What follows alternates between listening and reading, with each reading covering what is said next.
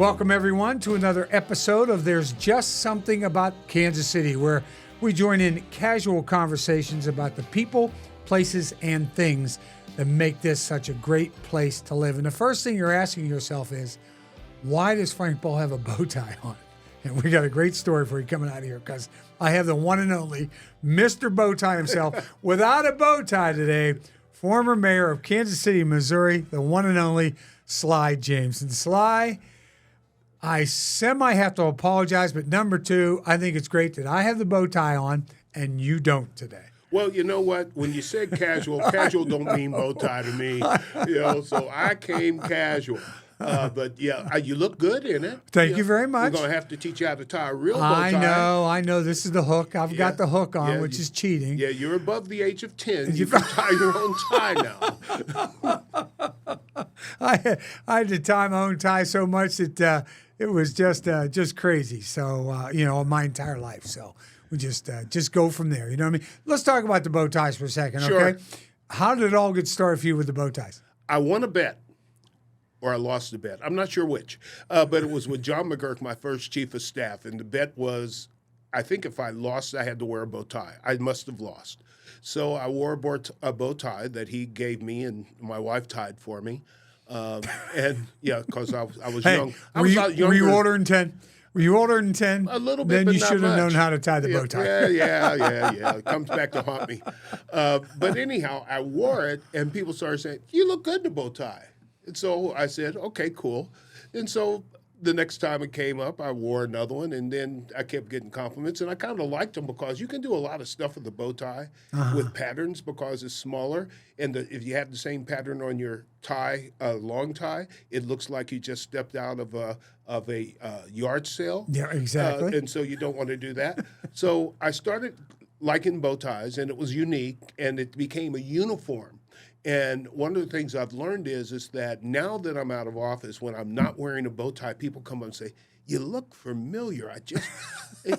And I would say, "Yeah, you must have seen my last movie. I'm Denzel Washington." Right. But so I started wearing this bow tie, and it became sort of fun. And then people started sending me bow ties, so I had to wear them. So I decided that rather than having my wife continue to tie my bow tie since I was a big boy then, I would learn how to do it myself. So I went off to a conference, and I took nothing but bow ties. I figured if I take nothing but bow ties, I'm going to have to learn how to tie them. Set up the iPad in the bathroom the night before the meetings, and I'm watching the iPad, how to tie thing, and I'm tying, and it's wrong, and it's wrong, and it's wrong, and it's wrong 100 times, and my elbow starts to hurt so bad I can't do it anymore. So I had to go buy a straight tie. But I was determined not to let a bow tie beat me. So the next day I went in and I found out a unique thing. There's 50,000 ways to tie a bow tie on YouTube. You just have to find the right one. So I did. I learned how to tie it, and that's it. I never wore a straight tie after that. Yeah, right. In fact, I don't think I've ever seen you in a straight tie. Ever. In the early years, yes, but after that, no. Yeah. I haven't worn one since. Yeah.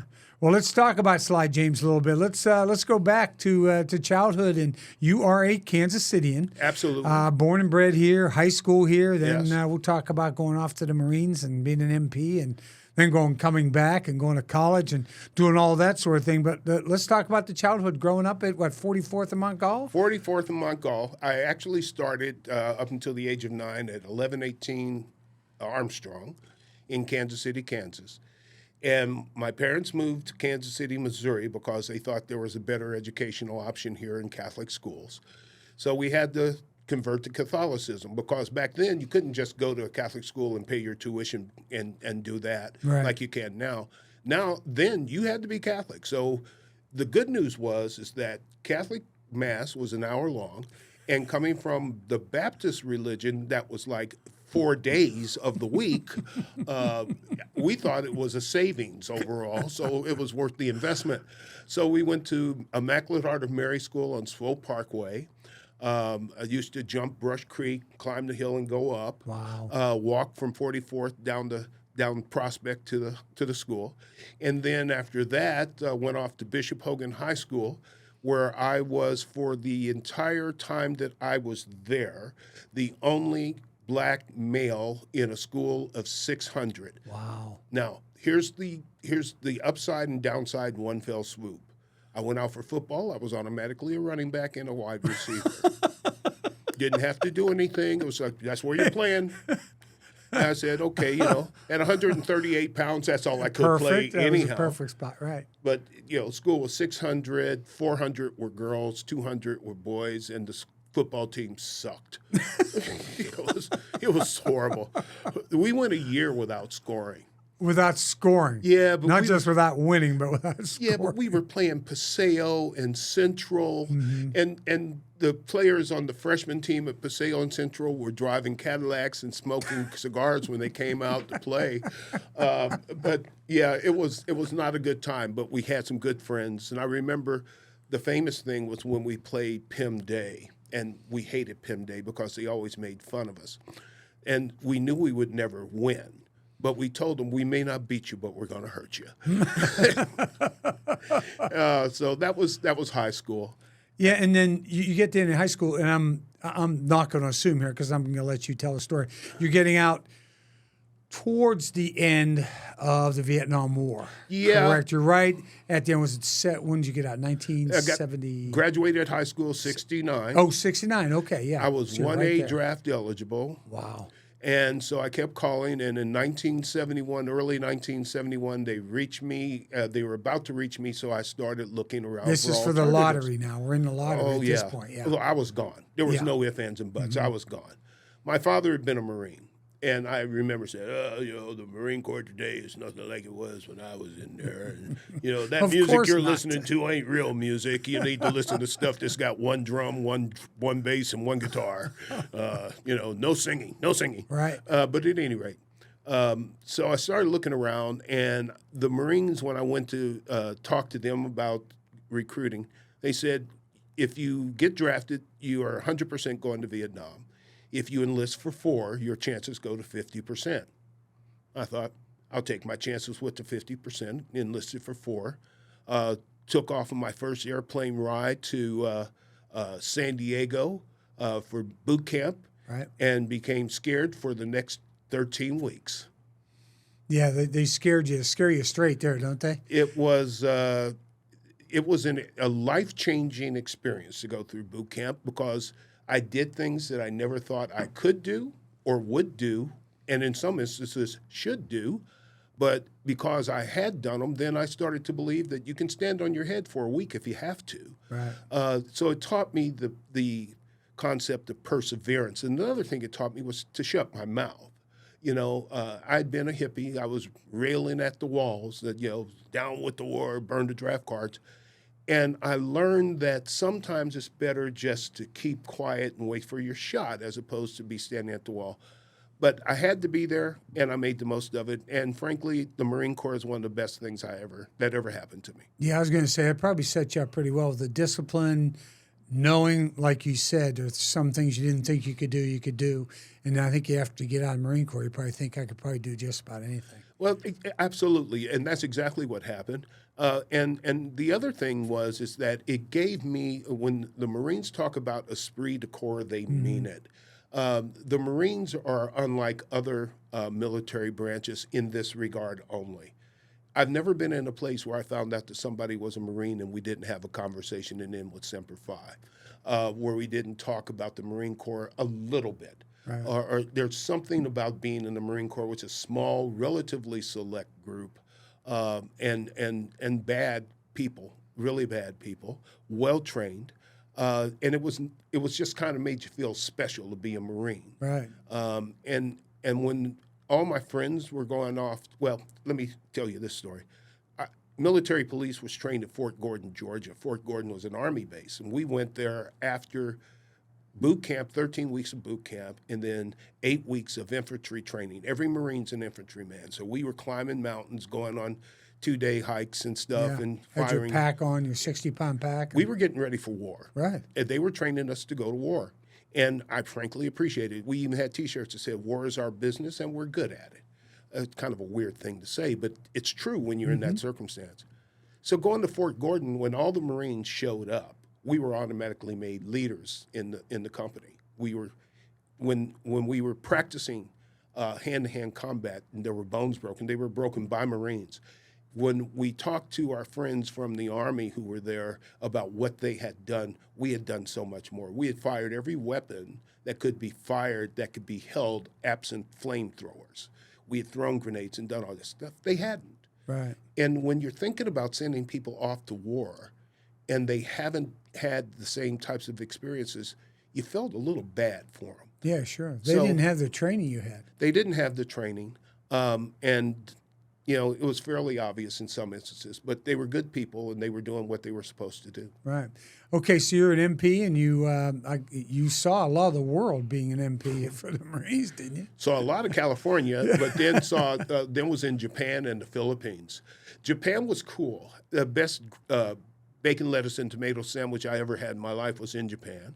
The most jarring cultural change was in Japan. Mm-hmm. Some of the funniest things happened in Japan. For example, we all drove Ford pickup trucks in military police. And I remember we were going to get a prisoner, and we were on this narrow mountain road. And I'm scared because I don't like heights and I don't like driving close to the edge. And I could look out the window and see a fall. And it was like, not good. So we were doing that, and we came back, and then we had to go out into the Ville to pick up a prisoner. And I was with another guy, and he was in front. So we were going down this narrow street, more of an alley. He got stuck between two buildings and couldn't get out. I mean, literally couldn't get out. There's no sunroof. The doors are jammed. We had to call for a tow truck to pull him out. And then he had some trouble with the brass because he just wrecked a truck. But that was a neat thing. We went to, four of us went to Tokyo on what we thought was a weekend leave, and we took all of our money and we hopped on the train. We went to Tokyo, and we were there, and before the night was over, we had no more money. Had to get back on the train and come home. You're moving pretty quick there, right? It was nice. It was fun. I loved, however, the Philippines. And the Philippines loved us. It was sunny all the time. The food was outstanding. Everything was cheap. I was working 2 days off, 2 nights on, 2 nights off, port and starboard with a mixed Navy Marine Corps group doing shore patrol, walking up and down the streets, collecting the drunks, breaking up the fights in the bars, separating the ladies of the evening from the guys who wanted to have the ladies of the evening with them, and was there on New Year's Eve, 1974. And the entire 7th Fleet was in, and the Australian fleet, a British fleet, and there was a couple others. There was, I don't know how many sailors walking around Olongapo City. Olongapo City is like 4 blocks one way, gets to a T and goes 2 blocks in those directions, lined by restaurants, bars, clothing things, and little knickknacks. Place was packed. The number of military was outnumbered by the number of women. And we had this. It's amazing how they attract that. Tell me about that kind of clientele. Tell me. Well, people in the Philippines, you talk about poverty. Oh yeah, there was serious poverty. It makes our poverty look relatively middle class. I mean, serious poverty. So they were doing what they had to do to survive, and I don't shame them for that. But it was a great evening. We had was one Aussie we ultimately had to arrest because he kept walking down the street with his pants around his ankles. We gave him a warning, and it didn't work. And then we Australians, you know. Then we had the world's greatest party at the NCO club with Tower of Power. Oh yeah, from Oakland, California. I know Tower of Power. My shore patrol buddy was Wilbur all day long, all night long Gage. Wilbur was about 6'4", 250 pounds of muscle from Oakland, California. I was his favorite band, and we got some brass monkeys in him, and he just went wild on the dance floor. Fantastic time. I loved it. Offered to enlist for 4 years if they guarantee me 2 in the Philippines, and they said, everybody wants that deal, no deal. No deal, so you didn't do that. Okay, Now, before we go on, you know, you talk about Tower of Power, and you talk about a band in high school. Yeah. You had your own band. Okay, and you were the lead, and you were the lead singer of this band, right? Yeah. And you did the opening act for Jefferson Airplane. Yeah, 1968. You got to be kidding me. Memorial Hall. So What a blast. Tell us about the group and the whole thing. Well, there's a whole story that goes with this. Yeah, and you were the Amelia Earhart Memorial Flying Band.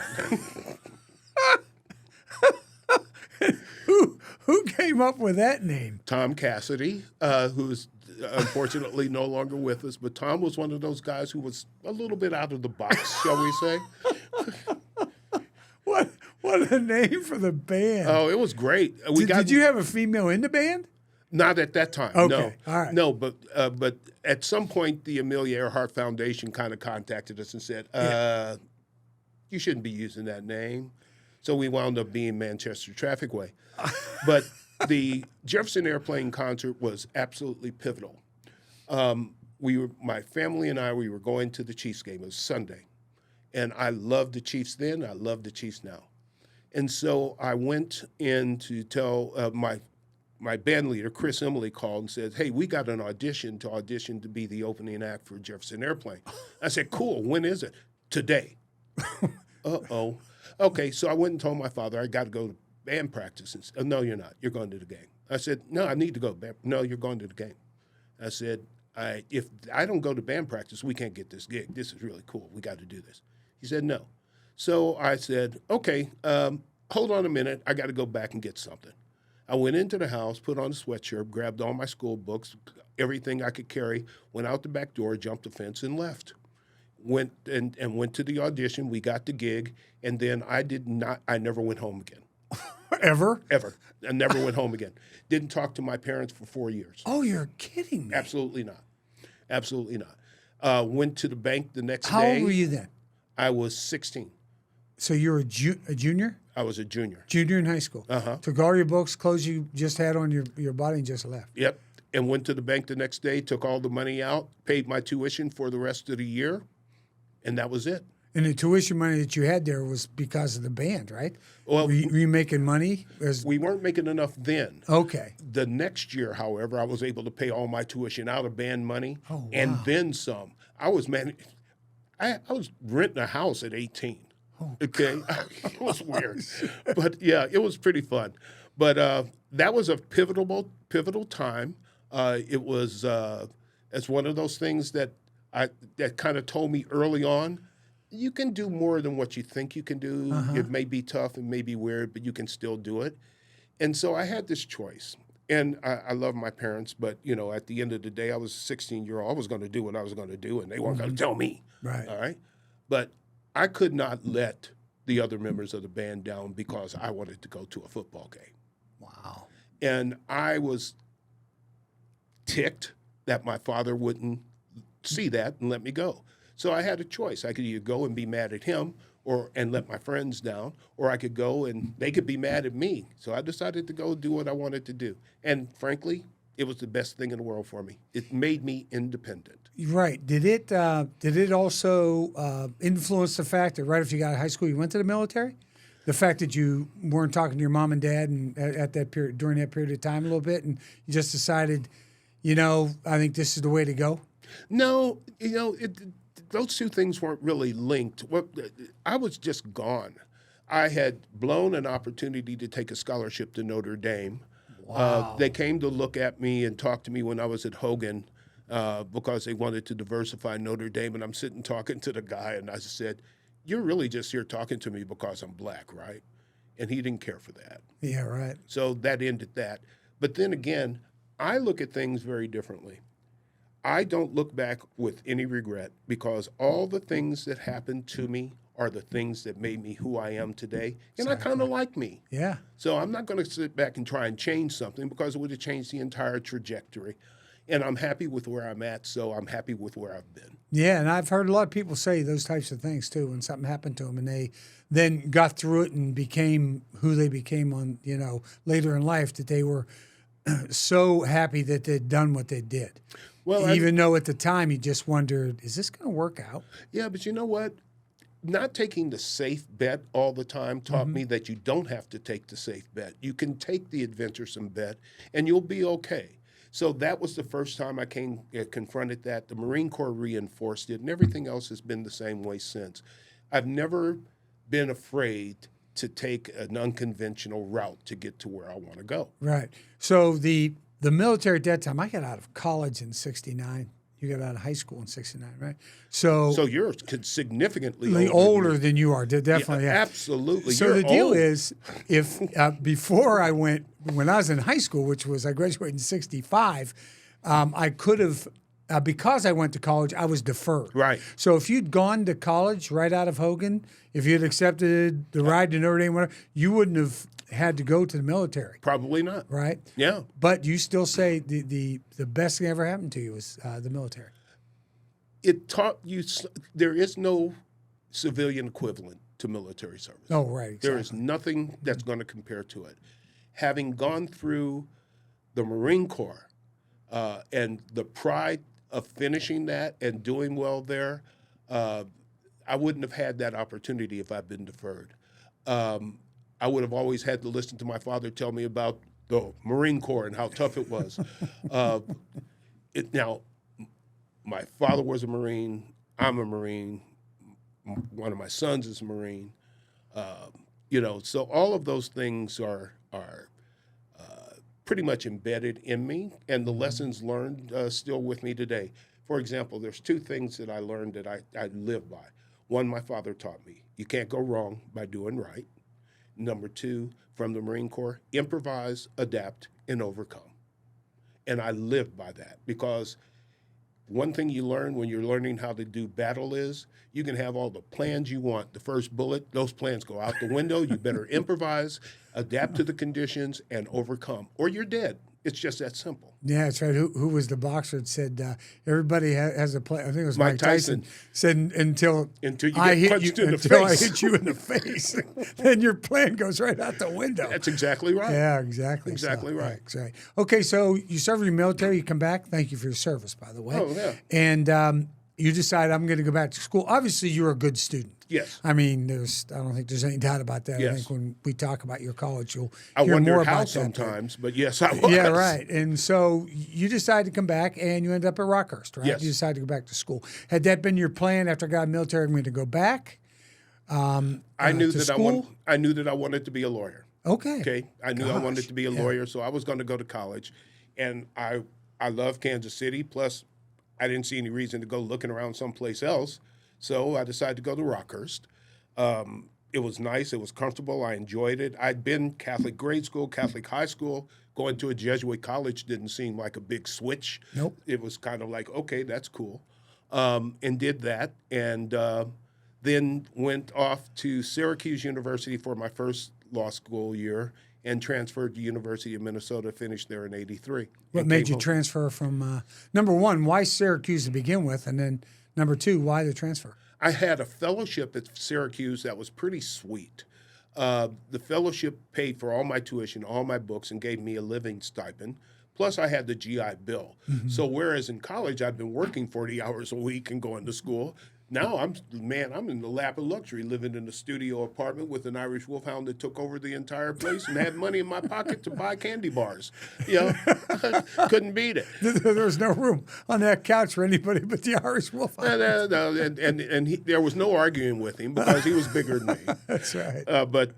But I transferred because the fellowship at Syracuse required me to take a class outside of the law school every semester. And I calculated that would have then delayed me by a semester of graduating. And I said, no, I'm not doing that. Yeah, I'm older than all these guys. Yeah, you're already late to the game anyway because you served 4 years. I don't want to be doing that. Plus, the other thing is that when I signed up to interview after for first year interviews, there was one Kansas City law firm that was going to interview, and it was Blackwell Sanders, and they pulled out, so they didn't come. So it became obvious to me that if you're going to stay at Syracuse, your chances of working are on the East Coast and then the Eastern Seaboard. Right. I had zero desire to do that. Right. Especially after one winter in Syracuse, New York, too. That's probably enough. Yeah, so I made the brilliant decision to get better weather by going to Minneapolis. Could have gone to Miami or somewhere. I was geographically, weather-wise ignorant. Yeah, it was tough.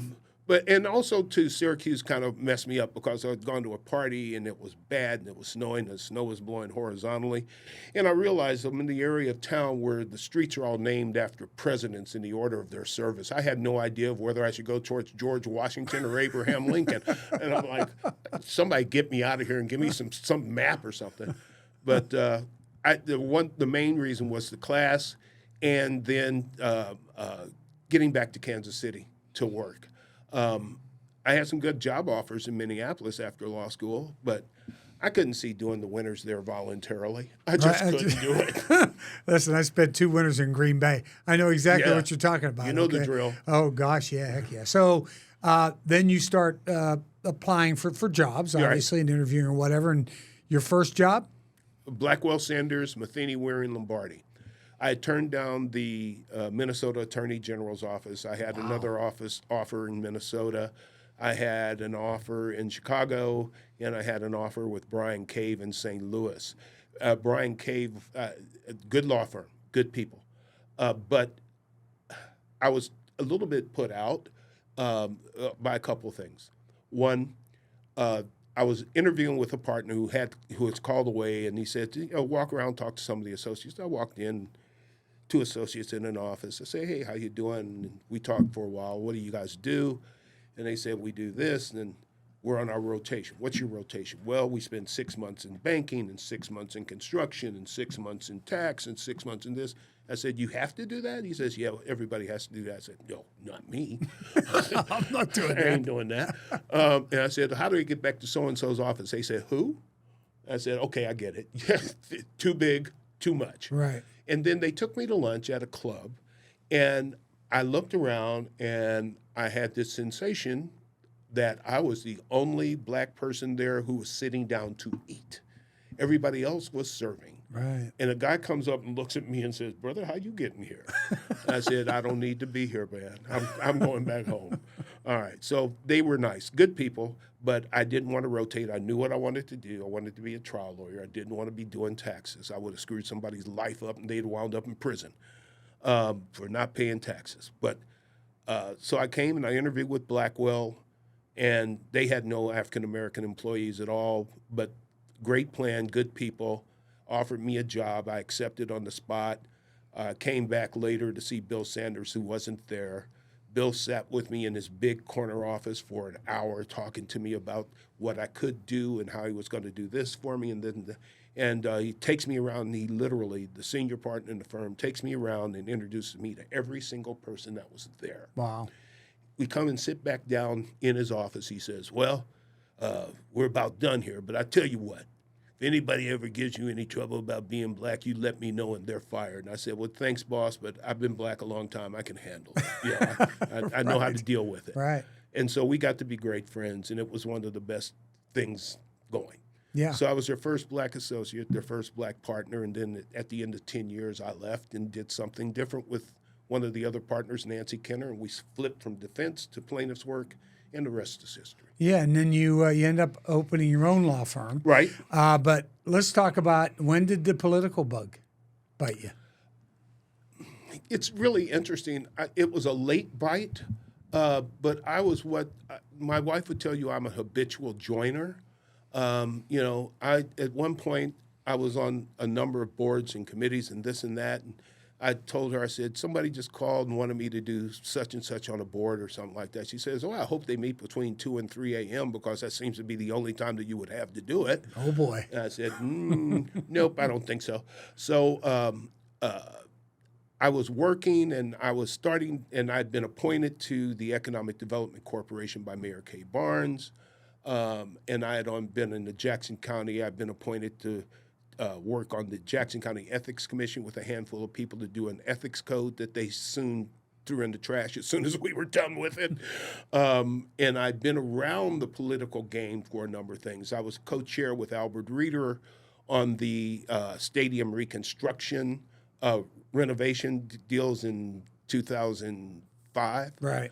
And so I've been around all the people in politics, and I was kind of like, there's no mystery here. I mean, if they could do it, I could do it.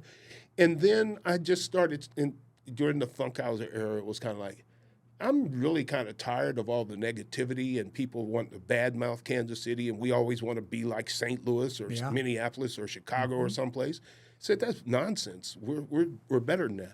So, rule in my house, if you complain and you complain and you complain, you have to do something. You either do something about it or you stop complaining. Well, I couldn't stop complaining, so I decided to do something, decided to run. Was told there was no way in hell I could win, and I said, watch me. And you did. And I did. You did. Twice. In fact, yes. Well, the second time that was a no-brainer. The second time it was a landslide. Yeah. But the first one you were in a pretty tight contest. Yeah. With the incumbent.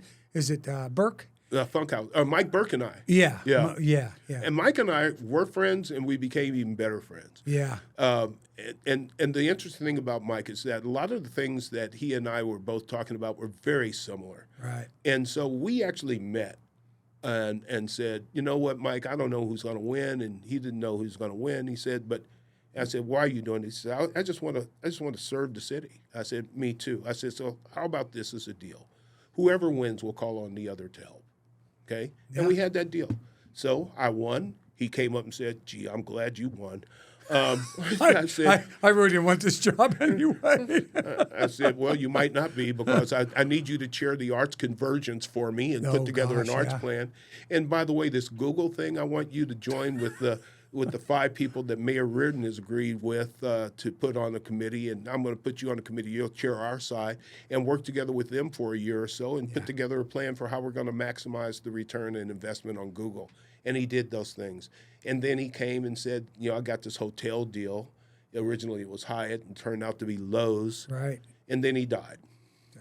He was gone too soon, that's for sure. Way too soon. Good man. Good man. I always call you the mayor of all seasons for Kansas City, because you've done something virtually in every season that this city has really latched onto and grown from.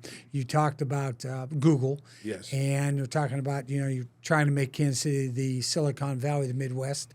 And what you did, you were involved in the streetcar. Yes. You're involved in, so many other things. University Park, the streetcar line, diversity initiative in the Bar Association. Yes. Which, you came into Bar Association, here you are. You're the only African-American partner at your law firm, knowing that, we've got to do a better job here as well. Yes, so, indeed. Yeah. But, the one thing that I think people always point to the things that are visible. Right. As the airport. Yeah. Oh, yeah. Absolutely. A Lowe's hotel, which I was talking to somebody today. I said, and they said something about where's the 2024 U.S. Conference of Mayors going to be? I said, so at the Lowe's. I said, the hotel that people said we didn't need connected right next to the streetcar that they said would fail, and all the people are going to come into this new airport that's not nearly as convenient as the old. That's where it is. Gotcha. But the one thing that I think was most impactful was Turn the Page. That was the very first major project we took on. I'd gone to Baltimore, June of 2011, my first year, for the first U.S. Conference of Mayors meeting. And I met a man, Ralph Smith. Ralph was working for Annie Casey Foundation. And at that time, he was talking to all the mayors about, do you know how important third grade reading is? And I said, I have no idea. So he sat down with me and he told me, and I said, this is wild. Let's talk some more. And we did. And so he said, you can do something about that if you wanted to. And I said, okay. So we talked, and I said, all right, I'm going to try to do something. So I came back, asked the staff, can you get me data on third grade reading in the school districts that touch on Kansas City? Yeah. We got most of it, not all. Not all school districts wanted to give it up. Right. And we found that only 19% of the Kansas City public school kids at third grade were reading proficiently. What year was this? This is 2011. Okay. 19%. Wow. Now, if you know the connection between third grade reading and how the number of prison cells are determined, you know that connection. So there's clear connection between third grade reading and that. If you aren't proficient at that time, you're not going to be. You're not going to be, and your chances of going to prison shoot way up at that point. And it affects disproportionately poor kids, brown kids, black kids, in some instances, immigrant kids. And that, I just found that to be ridiculous. So we started turning the page with the idea of preventing some of that, trying to rectify some of that. And we did not have the ability to work with the school districts because they're pretty insular. They consider themselves to be a totally separate political group. So we decided to work directly with kids as opposed to the schools, and then we would work with the schools where we could. Yeah, sometimes the schools are embarrassed. You know, the school districts are, can get a little embarrassed, or, this is a direct reflection on us, instead of, hey, let's really try to work together and let's get going. Let's get going forward. They're also very tight about, like when we were trying to do universal pre-K, they were saying, well, you guys aren't educators. We're educators. Give us the money. We know what to do with it. I said, you have been doing? Because what you have been doing ain't working. Right. Okay? Exactly. And besides that, you're not going to be mindful of the real delicacy of the child care and early childhood systems. They weren't going to pay attention to Sally Ann, who ran the 39th Street Learning Rocket for 20 kids from the neighborhood. They weren't going to pay any attention to her. They would take the kids that met their criteria out and leave her with the ones that required more intensive care, higher ratios of student to teacher, and cost more but paid less. So then you destroy one aspect of child care in order to benefit another. Our plan would have looked at the entire landscape and tried to do something for the entire landscape, with the main goal of making sure that every kid, regardless of where they live, the economic development, their zip code, their color, their whatever, would have an opportunity to have high-quality pre-K and avoid third-grade reading problems. Yeah, right. Which, that was imperative. It worked.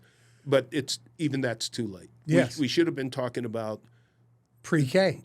We should have been talking about -9 to 5.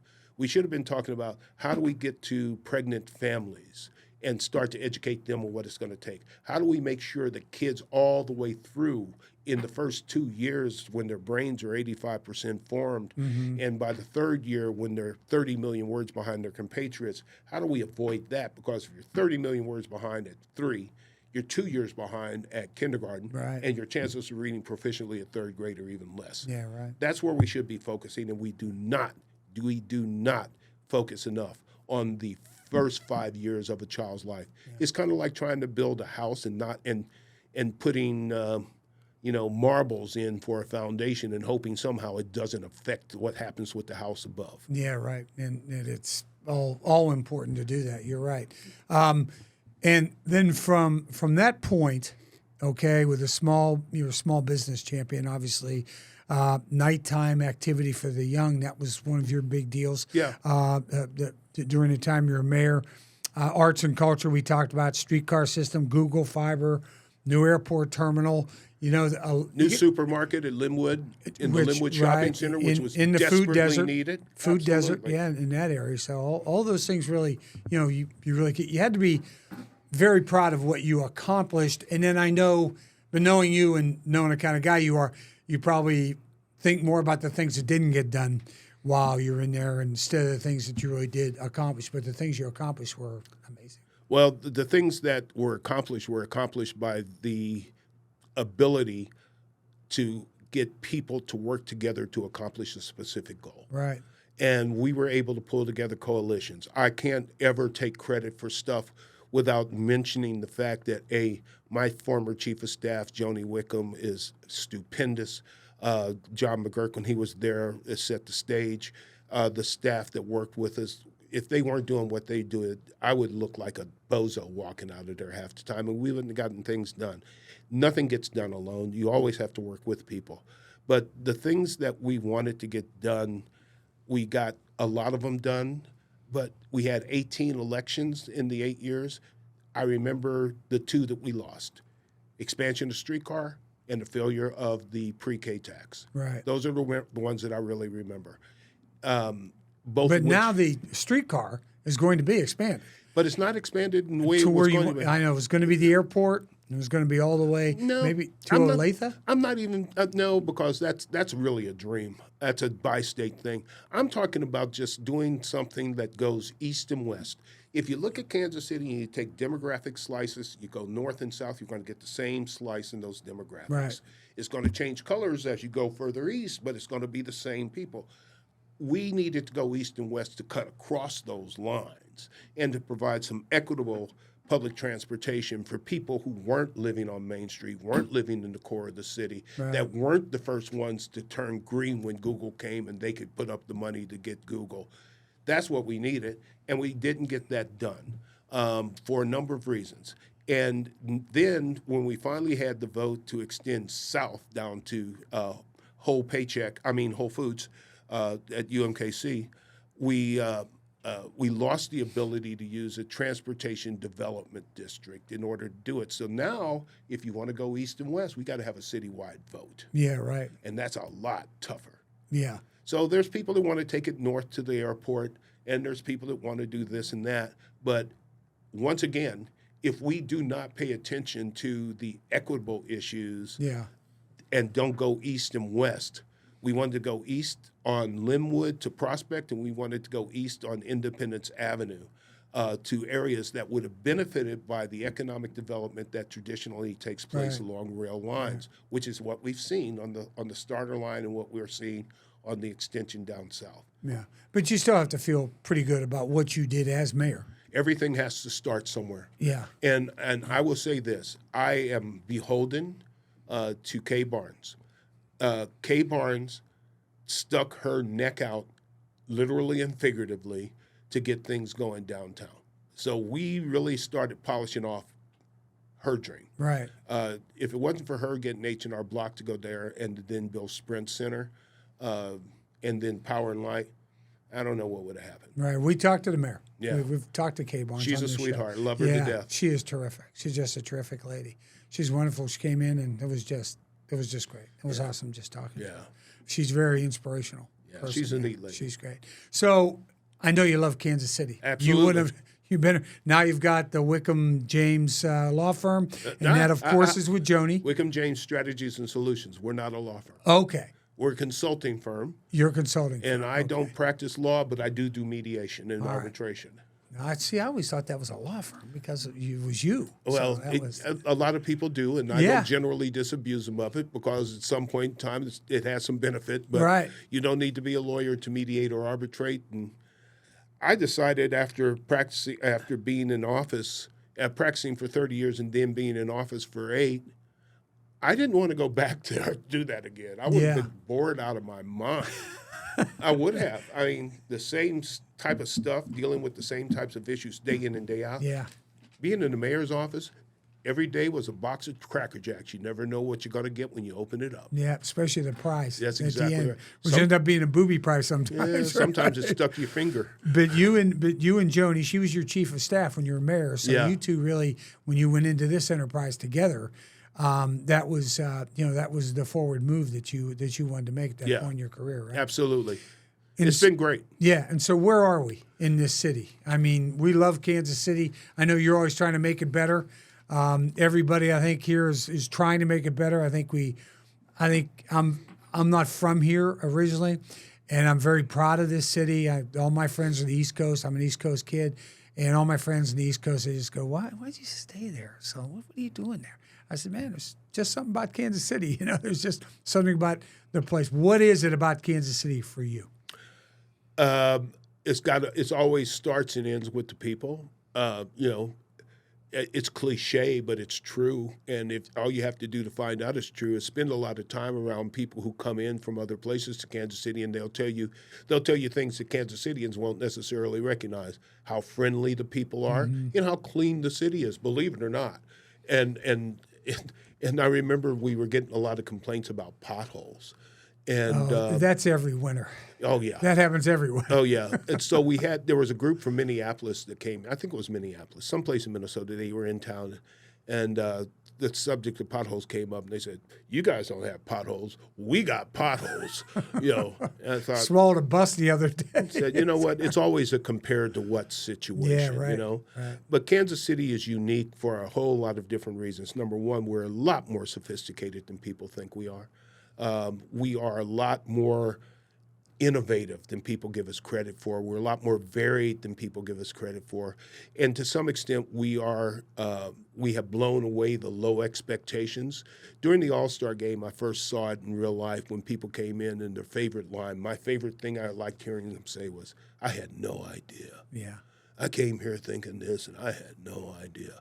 And then people saying, "I'm going to stay an extra day and do this and that and the other." And it was kind of cool when people recognized the quality. We've continued to build on the good things about us. Our art and our public art, second to no place in the country. Right. We're do great there. The beauty of the city, the trees, the green, you don't find that everywhere. You don't find friendly people. Everything that you can get in other places, you can get here, but it's more accessible and cheaper. Housing is still cheaper than a lot of other places. We've got a varied industry, so we might not hit the peak on the economic cycles, but we don't hit the bottoms either. So more of our rolling hills. yes, so exactly talk right. About around So here, yeah. people never really, you might not turn into Rockefeller, but you're certainly not going to turn into, the city's not going to turn into a bunch of street urchins either. Right. The thing I like most about Kansas City is that we have finally realized that we have the potential and the ability to be whoever we want to be, and we're in that sweet spot of still exploring. Yeah. Okay? Yeah, and I also think, too, the celebrations, the World Series parade and stuff, and then the Super Bowl, of course, was huge. The 2 Super Bowls were huge. And then, of course, the NFL draft, I had friends text me, and they said, "My God, what is the name of that place where they have all the things in the windows?" I said, "That's Union Station." "Well, what's the place that has that giant tower?" I said, "That's the World War I Museum. It's considered the greatest World War I museum in the entire world." And they're just going, "My God, your city just looks so great." Yeah. Those things have really enhanced it as well. You can't help but be proud when you hear people come from other places Right. and talk about Kansas City. And I've had the ability to be prouder than most simply because I've been in a position to hear it a lot more. But at the end of the day, the things that all those people are talking about, they've been here all along. Right. They've been here all along. We didn't recognize it. We always had this down-in-the-mouth attitude that we're not as good as. A chip on our shoulder. Yeah. One of the greatest things in the world. I got tired of hearing people say that we're not as good as someplace else. We ought to be more like. And then finally, during the time that I was in office, I started actually talking to mayors, asking how they could be more like us. Great story. Mayor of Oklahoma City and I were talking. They had just gotten into their streetcar program, and it was just about to open up. And I said, "Oh, that's really cool. I'd be interested to tell you how it works." And they said, I said, "You're going to run it free?" He says, "Well, we're going to have a free trial period." I said, "And then what?" "Well, we're going to have a fair." I said, "I'd recommend that you don't do that." "Well, we have to pay for it." I said, "You can put $1 on there. It ain't going to pay for that. It's not going to happen. So I'd recommend you not do it." So he went out, and I talked to him in the free period. He says, "People love it. They're all over the place. They're loving it." And I said, and then I talked to him again. I said, "What's going on?" He said, "Well, I'm getting a lot of flack." I said, "Why are you getting flack?" "People are saying, why can't we be like Kansas City and have it free?" I said, "I told you, man." I said, "So don't be mad at me. I tried to warn you." But having this free, best thing in the world. Think about it. Think about it. You can hop on, you can ride free, you can get off. And the beauty of it is, if you have to pay $1 fare to get on, every time you pay $1, you go in point to point. I'm going to the grocery store, I'm going to buy my groceries, I'm going to get back on, and I'm gone. All right, that's $2. Right. All right, free, I'm going to the grocery store, I'm going to go to a bar, I'm going to have some dessert over here, then I'm going to go buy some shoes, and it don't cost me nothing. But I'm spending money at every single place. Where I am. Yeah, Look absolutely. at what happened to downtown in terms of development. We had people from Denver coming in to look at the vacant parking lots where they wanted to put apartments and restaurants when we were building our streetcar. And it's happening again now. Yeah, because the development down there has been incredible. It has. Just been in the Sprint Center helped as well. That's the right. whole thing along. Well, Mayor, I can't tell you how happy I am to have you in. It's been wonderful. Casey's future's, going to be doggone good. It has been, it's just rolling along. There's every city has its issues. Yeah. We have our issues as well, but overall, there's just something about Kansas City. There really is. It's home, and home always is special. But objectively speaking, Kansas City is on a place as good as it's ever been, and we haven't even finished the job yet. Frank, I just want to tell you that I was always a follower when you were on TV. You were always my favorite guy in sports and whatnot. And I miss you there, but I admire the fact that you haven't stopped doing stuff and you're not living on a golf course somewhere, just playing golf all the time. You're still giving back, and I appreciate that. Thanks for having me, man. Hey, you're the best. Thanks so much for the kind words. That's Anytime. great. Thanks for Anytime. coming in. All right, bro.